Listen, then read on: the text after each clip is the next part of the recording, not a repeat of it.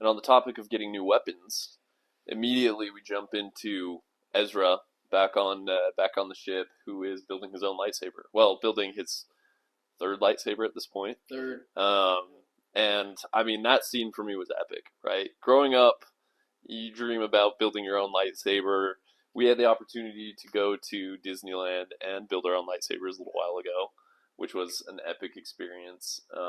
But yeah, watching Ezra again construct the lightsaber, he needs something, and then having some dialogue with him and Huyang about Kanan, right? And it was cool for Ezra, I think, to connect the dots that he's like, oh, there's just this droid here, and Ezra's got his little way of doing stuff, and he's like, who taught you how to build a lightsaber? And he's like, oh, my master did, Kanan. And then Huyang talks about him at the Jedi Temple, which was cool. And then he gets the emitter piece, which was awesome, from Kanan's lightsaber, which was so sick. And then he turns his lightsaber on, and it's blue.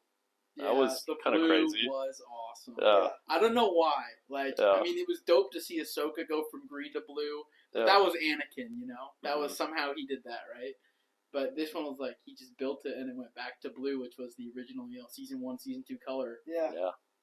No, I thought that it was cool, and I think a lot of it pays homage to to his master, Kanan, right? And a lot of the dialogue between him and Huyang, again, this recurring theme throughout Ahsoka is this connection between master and apprentice, right?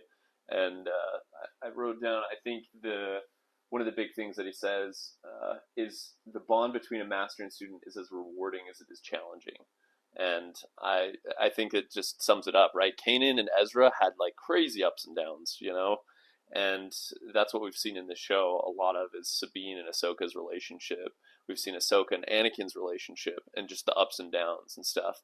So even throughout all those challenges, you pay respect to where you came from, and you have a legacy that accompanies you from master to apprentice. And really, I mean, overarching the whole show too, the master and apprentice, George Lucas creating Star Wars and passing that down to Dave Filoni, right? So again, as a Star Wars fan and as a big Jedi fan, master and apprentice, like that checked all the boxes. That was super cool. So, and I thought it was very good that Ezra didn't believe anything Huyang was saying until he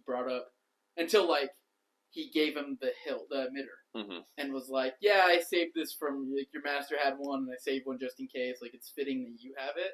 He's like, "Well, how did you do that?" He's like, "I told you, I trained I helped all the Jedi in the temple build their lightsabers. Like I know exactly everything about your master's saber. Like this makes perfect sense that your saber's like this." And it's cool because Ezra, has no background in that. Yeah. He has negative, zero background in anything related to the Jedi Order other than whatever Kanan told him. Right. And so to hear that, it was probably eye-opening to hey, Kanan, was part of something bigger than I ever, imagined. Even though in Rebels, Kanan's there used to be thousands of Jedi roaming the galaxy, and now there's just a few of us. Yeah. Right? But to hear another person say it, I'm sure that was, you watch his reaction, he was like, well, you knew my master? You actually knew him, Really cool.